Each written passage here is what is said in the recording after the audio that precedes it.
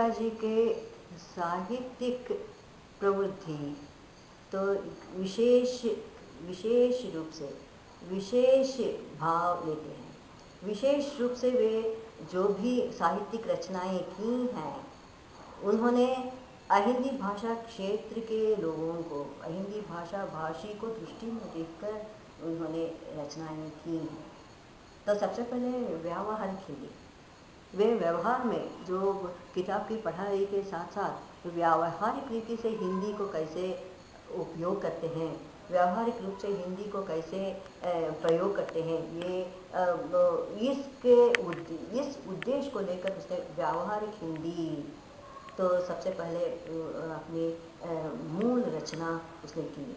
व्यावहारिक हिंदी में विविध भाग रहा। एक पत्र व्यवहार, व्यवहार में पत्र व्यवहार कैसे चलाते हैं, पत्र व्यवहार, और दूसरी है पल्लवन यानी जो संक्षिप्तीकरण, जो व्यवहार के रूप में कार्यालय में जो विषय रहा उसको विस्तृत रूप में देकर उसका संक्षिप्तीकरण कराना। तो दूसरी बात है, तीसरी बात है अनुवाद। तो वहाँ अनुवाद के भाग में जो कार्यालय में जो उपयोगी शब्द हैं उसी को अपनाकर अनुवाद भाग भी उसने यहाँ दिलाया है। एक भाग है पल्लव, एक भाग है संक्षिप्तीकरण, तीसरा भाग है पत्र व्यवहार, चौथा भाग है अनुवाद। इस तरह व्यावहारिक हिंदी को 1958 में व्यावहार हिंदी की उसने रचना की। तो इससे अनेकों प्रचारक क्षेत्रों से पुरस्कृत भी हुए। और 1981 में 1971 में अभिनव हिंदी व्याकरण, इसकी जो प्रसिद्धि हुई तब उसने अभिनव हिंदी व्याकरण की रचना की। तो अभिनव की हिंदी व्याकरण की रचना ये सुबोध गिरी आसानी से जो हिंदी पढ़ाने के लिए नहीं जा सकते, लेकिन काम करते करते उसको खुद स्वयं प्रेरित होकर पढ़ने की जो विधा है उस विधान से ये अभिनव हिंदी व्याकरण की रचना हुई। इसका मतलब है प्रत्येक उदाहरण हिंदी में अंग्रेजी में, हिंदी में अंग्रेजी में, इस तरह जो परिभाषा लिखते वो अंग्रेजी में भी होता, जो उदाहरण देते वो अंग्रेजी में भी होता। तो इस तरह ये अभिनव हिंदी व्याकरण की रचना उसने की। तो ये विविध राजपाल एंड सन्स उत्तर प्रदेश के वो मुद्रणालय से, और इसके बाद 1996 वो अभिनव हिंदी व्याकरण के सुलभ रूप में ये रहा। MA तक हाई स्कूल से लेकर यूनिवर्सिटी डिग्री और स्नातकोत्तर पदवी तक इसका उपयोग रहा। लेकिन उसकी सिर्फ डिग्री के बच्चों के लिए, डिग्री के विद्यार्थियों के लिए की सुविधा के लिए उसने इसी का सरल रूप शिक्षार्थी हिंदी व्याकरण की रचना की।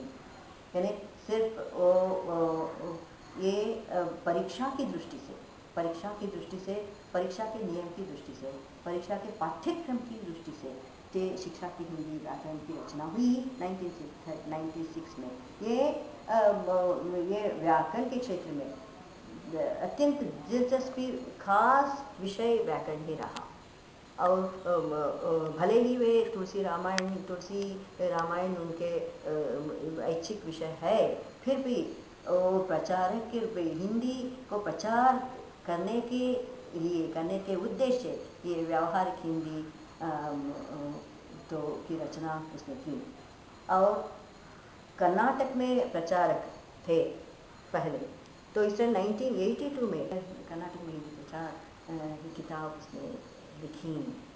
तो विविध कर्नाटक क्षेत्र में, विविध कर्नाटक भागों में कौन से प्रचार चल रहा है, किस तरह की सभाएं हैं, किस तरह की संस्थाएं हैं, इसका विवरण उसने अत्यंत विशाल रूप में उसने किया है। वहाँ जो लोग जुड़े हुए हैं, जो लोग काम कर रहे हैं, यानी उदाहरण के लिए धारवाड़ में, तो विदर्भ में, मैसूर में, मंड्या में इस तरह अनेकों क्षेत्रों में हिंदी संस्थाएं जहाँ हैं, ये कर्नाटक में हिंदी प्रचार किताब में विस्तृत वर्णन है।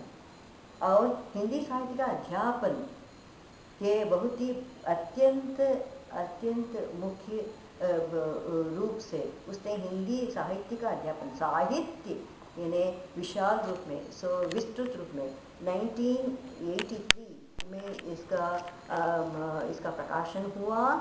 यहाँ हिंदी साहित्य का अध्यापन सिर्फ अहिंदी भाषा भाषी के लोगों को दृष्टि में रहकर लिखा गया ग्रंथ है। यहाँ हिंदी का अध्यापन, किताब का नाम है हिंदी साहित्य का अध्यापन। हिंदी साहित्य का विविध क्षेत्र, गद्य साहित्य का अध्यापन, पद्य साहित्य का अध्यापन, नाटक साहित्य का, समालोचना का अध्यापन। तो इस तरह तो विविध क्षेत्र में हिंदी कैसे पढ़ाई जाती है इसका अगर कोई पढ़े तो ये स्पष्ट उसने प्रत्येक अंश में ये कहा गया है। मैंने मेरे पिताजी के शब्दों में ये कहना हो तो मैंने ये किताब अहिंदी भाषा भाषी साहित्यकार की सुविधा के लिए, शिक्षकों की सुविधा के लिए